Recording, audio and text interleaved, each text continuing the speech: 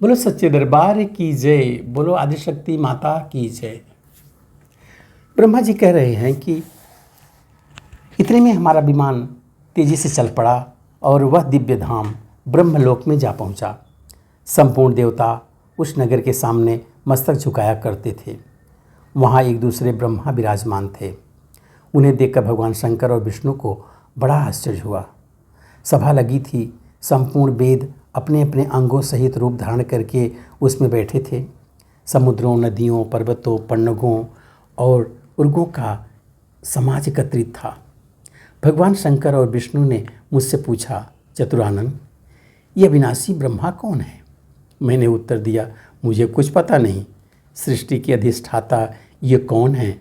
भगवान, मैं कौन हूँ, ये कौन है और हमारा उद्देश्य क्या है? इस उलझन में मेरा मन चक्कर काट रहा है। इतने में मन के समान तीव्र गति से चलने वाला वह विमान तुरंत वहाँ से चल पड़ा और कैलाश के सुरम्य शिखर पर जा पहुँचा। वहाँ बहुत से यक्ष विद्यमान थे। मंदार का एक सुंदर उपवन था जिसमें सुग्गे और कोयल कलरव कर रहे थे। बीड़ा और पखावज आदि वाद्यों की सुखदायी ध्वनि हो रही थी। वहाँ विमान के पहुँचते ही एक भव्य भवन से त्रिनेत्रधारी भगवान शंकर निकले। वे नंदी वृषभ पर बैठे थे। उनके 5 मुख थे और 10 भुजाएं थीं। मस्तक पर चंद्रमा सुशोभित हो रहा था। पाघंबर पहने थे। गजचर्म की चादर ओढ़ रखी थी। महाबली गणेश और स्वामी कार्तिकेय अलग अलग रहकर रक्षा कार्य का कार्य संपन्न कर रहे थे। भगवान शंकर के साथ मार्ग में चलते समय उनके दोनों पुत्र गणेश और कार्तिकेय की अनुपम शोभा हो रही थी। नंदी प्रभृति जितने प्रधान गण रक्षक थे वह सभी शंकर के पीछे पीछे जय ध्वनि करते हुए चल रहे थे। नारद, उस समय भगवान शंकर तथा उनके अन्य गणों को देखकर हमारे आश्चर्य की सीमा न रही। क्षण भर के बाद ही वह विमान उस शिखर से भी पवन के समान तेज चाल से उड़ा और वैकुंठ लोक में पहुंच गया। वहाँ भगवती लक्ष्मी का विलास भवन था। बेटा नारद, वहाँ मैंने जो संपत्ति देखी उसका वर्णन करना मेरे लिए असंभव है। उस उत्तम पुरी को देखकर विष्णु का मन आश्चर्य से समुद्र में गोता खाने लगा। वहाँ कमल लोचन श्रीहरि विराजमान थे। अलसी के फूलों के समान उनके श्री विग्रह की कांति थी। पीताम्बर पहने हुए थे, 4 भुजाएं थी। वे पक्षीराज गरुड़ पर विराजमान थे। दिव्य आभूषणों से उनकी अनुपम शोभा हो रही थी। प्राणप्रिया लक्ष्मी जी चमड़ डुला रही थी। उन सनातन श्रीहरि की झांकी पाकर हम सभी भौचक्के से रह गए। एक दूसरे को देखते हुए हम विमान में एक उत्तम आसन पर बैठे रहे। इतने में ही पवन के से बातें करता हुआ वह विमान तुरंत उड़ गया। आगे अमृत के समान मीठे जल वाला समुद्र मिला। उसका जल बड़ा ही मधुर था। जोर जोर से तरंगें उठ रही थी। बहुत से जलचर जंतु वहाँ निवास करते थे। वहीं एक मनोहर द्वीप था। मंदार और पारिजात वृक्ष आदि उनकी शोभा बढ़ा रहे थे। अनेकों विस्तारों से सारी भूमि ढकी थी। तरह तरह के चित्रों से उसे सजाया गया था। मोती की मालाएं लटक रही थीं। अनेक प्रकार के हार उनकी छवि बढ़ा रहे थे। अशोक, बकुल, कुर्बक, केतकी और चंपा आदि मनोहर वृक्ष उस द्वीप के कोने कोने को सुशोभित कर रहे थे। कोयलें मधुर स्वर में कुहुक कुहुक कर रही थीं। सर्वत्र दिव्य गंधों का छिड़काव हुआ था। भंवरे गुनगुना रहे थे जिससे उनकी शोभा अधिक बढ़ गई थी। उसी द्वीप में एक मंगलमय मनोहर पलंग बिछा था। उस पलंग में सुंदर रत्न जुड़े थे। भांति भांति के रत्नों से उनकी विचित्र शोभा हो रही थी। हम लोग विमान पर बैठे थे। दूर से ही उस अत्यंत सुंदर पलंग को हमने देखा। उस पलंग पर अनेकों बिस्तर बिछे थे। इंद्रधनुष के समान वह चमक रहा था। उस उत्तम पलंग पर एक दिव्य रमणी बैठी थी। उनके गले में लाल रंग की माला थी। लाल वस्त्रों से श्री विग्रह सुशोभित था। लाल चंदन लगाए हुए थीं। लाल लाल नेत्र थे। वह ऐसी प्रभापूर्ण देवी थीं मानो करोड़ों बिजलियां एक साथ चमक रही हों। अत्यंत सुंदर मुख था। लाल लाल दांत थे।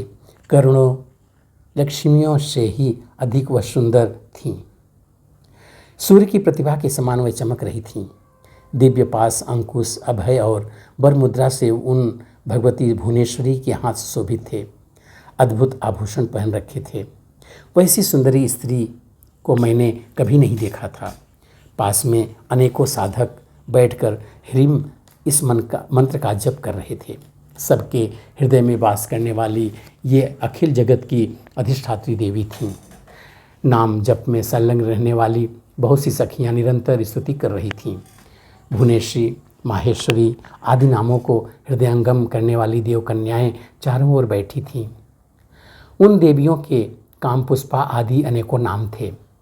6 कोनों वाला उत्तम यंत्र बना था, उसी पर भगवती भुवनेश्वरी विराजमान थीं। उन्हें देखकर हम सभी महान आश्चर्य में पड़ गए। कुछ समय तक वहीं ठहरे रहे। आपस में कहने लगे, ये सुंदरी कौन है और इनका क्या नाम है? हम इनके विषय में बिल्कुल अनभिज्ञ हैं। हजारों नेत्र, हजारों हाथ, हजारों मुख, दूर से देखने पर ही ये कितनी सुंदर प्रतीत हो रही हैं। ये ना कोई अप्सरा है और ना कोई गंधर्व कन्या एवं देवकन्या ही। नारद, यूँ संदेहग्रस्त होकर हम लोग वहाँ रुके रहे। तब भगवान विष्णु ने उन चारुहासिनी भगवती को देखकर विवेकपूर्वक निश्चय कर लिया कि भगवती जगदम्बिका हैं। तब उन्होंने कहा कि ये भगवती हम सभी की आदि कारण हैं। महाविद्या और महामाया इनके नाम हैं। ये पूर्ण प्रकृति हैं, कभी इनका नाश नहीं होता। मंदबुद्धि जन इन्हें जान नहीं सकते। योग द्वारा इनका साक्षात्कार होता है। गंभीर आश्रय वाली ये देवी परब्रह्म की इच्छा है। ये नित्य हैं और इनका विग्रह भी नित्य है। ये विश्वेश्वरी, वेदगर्भा एवं शिवा कहलाती हैं। इनके विशाल नेत्र हैं। ये सबकी आदि जननी हैं।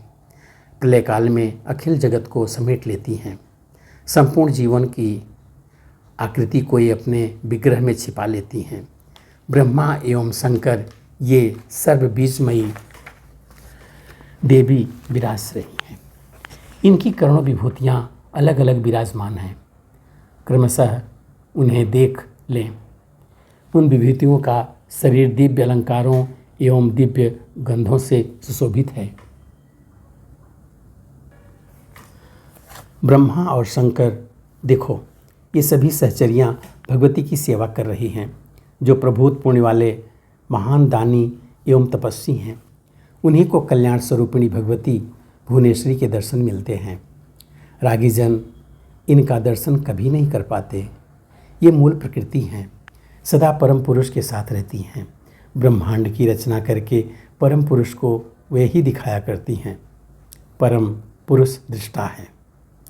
यह सदा सराचर जगत दृश्य है और उन परम पुरुष की ये आदिशक्ति महामाया सबकी अधिष्ठात्री देवी हैं।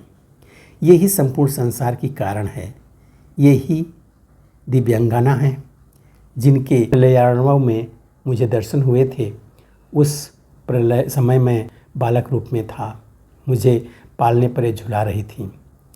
वट वृक्ष के पत्र पर एक सुदृढ़ सैया बिछी थी। उस पर लेटकर मैंने पैर के अंगूठे को अपने कमल जैसे मुख में लेकर चूस रहा था तथा बालकोचित अनेक चेष्टाएं करके खेल रहा था। मेरे सभी अंग अत्यंत कोमल थे। मैं बालक बनकर सोया था और ये देवी गा गा कर मुझे झुलाती थीं। वे ही ये देवी हैं, इसमें कोई संदेह की बात नहीं रही।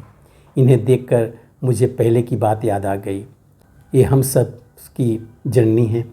इनके विषय में मेरी जितनी जानकारी है तथा मैं जो कुछ अनुभव कर चुका हूँ वो सब मैं बता रहा हूँ। जो स्कंद 3 का अध्याय 3 है वो पूरा होता है। बोलो सच्चे दरबार की जय। बोलो आदिशक्ति माता की जय।